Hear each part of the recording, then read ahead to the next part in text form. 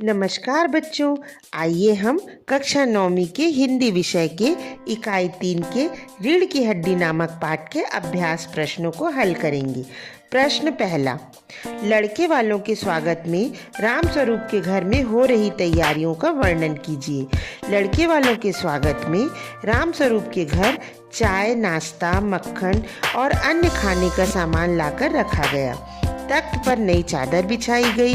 Gramophone को साफ करके रखा गया ताकि सब कुछ मेहमानों के आने के पूर्व सुव्यवस्थित रहे। प्रश्न दूसरा, पुराने जमाने की लड़कियों और उमा के बीच क्या अंतर है? उत्तर, कुछ दशक पूर्व की लड़कियों से उमा में अनेक भिन्नताएं पाई जाती हैं। वे निम्नवत हैं। पहला, पुराने जमाने की लड़कियां पढ़ी लिखी नहीं होती थी, जबकि आधुनिक जमाने की लड़कियां पढ़ी लिखी होती हैं। दूसरा, पहले की लड़कियों का विवाह माता पिता की इच्छा पर निर्भर रहता था।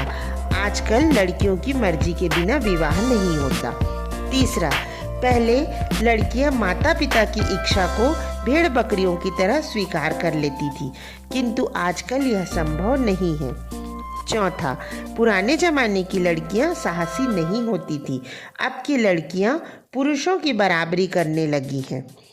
पांचवा, पहले दहेज के बिना लड़कियों का विवाह नहीं होता था, आजकल लड़कियां दहेज प्रथा का विरोध करती हैं। उपर्युक्त भिन्नताएं पुराने जमाने की लड़कियों और उमा में हैं। प्रश्न तीसरा, उमा गोपाल प्रसाद से यह क्यों कहती है कि घर जाकर यह पता लगाइएगा कि आपके लाडले बेटे की रीढ़ की हड्डी है भी या नहीं? उत्तर, शरीर में रीढ़ की हड्डी के सहारे व्यक्ति सीधा होकर बैठ सकता है। इस हड्डी में कोई भी खराबी आ जाने पर व्यक्ति सुखी जीवन नहीं बिता सकता।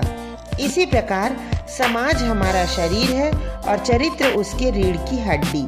चरित्र के अभाव में स्वस्थ समाज की कल्पना नहीं की जा सकती।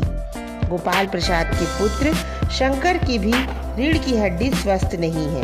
वह सिद्धांतहीन युवक है, सामाजिक रीति रिवाज दोष युक्त है। वर पक्ष कन्या पक्ष की छानबीन इस प्रकार करता है मानो कोई भेड़ बकरी या मेज कुर्सी बिक रही हो। इसके विपरीत वर की कोई छानबीन नहीं करता, भले ही वह कितना भी चरित्रहीन ही क्यों न हो। प्रश्न चौथा, पाठ के आधार पर उमा का चरित्र चित्रण कीजिए। उत्तर, उमा का चरित्र चित्रण। पहला, सुशिक्षित युवती। उमा बीए पास एक सुशिक्षित युवती है। उसे अपने शिक्षित होने पर स्वाभिमान है, इसलिए वह गोपाल प्रसाद को कड़ा प्रत्युत्तर देती हुई कहती है कि जी हाँ, मैं कॉलेज में पढ़ी हूँ, मैंने बीए पास किया है।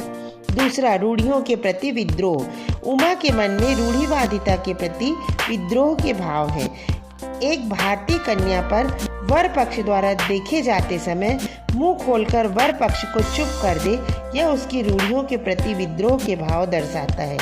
तीसरा, साहसी। उमा शंकर की चारित्रिक दुर्बलता की बात सबके सामने बता देती है। चौथा, सरल स्वभाव व सादगी प्रिय। उमा का स्वभाव सरल है, वह सादगी प्रिय है।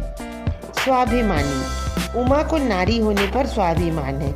वह नापतोल और मोल भाव से घृणा करती है, जो कि लड़कियों की शादी के समय की जाती है। धन्यवाद बच्चों।